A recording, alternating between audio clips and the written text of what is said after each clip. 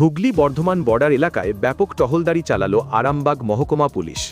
মঙ্গলবার রাতভর পুরসুরার ভাঙামোড়া, সোয়ালুক, শাহাপুর সহ একাধিক বর্ডার এলাকায় এই টহলদারি চালান আরামবাগ এসডিপিও সুপ্রভাত চক্রবর্তী, সার্কেল ইন্সপেক্টর সৈকত মণ্ডল, পুরসুরা ওসি শুভজিৎ দে সহ পুলিশকর্মীরা।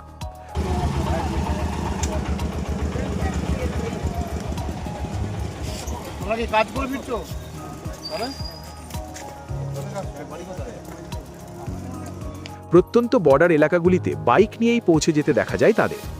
পুলিশ সূত্রে জানা গেছে, প্রধানত এলাকায় নাশকতা মোকাবিলায় নিরাপত্তা খতিয়ে দেখার পাশাপাশি ভিন জেলায় চোরাচালান রুখতেই এই ম্যারাথন টহলদারি।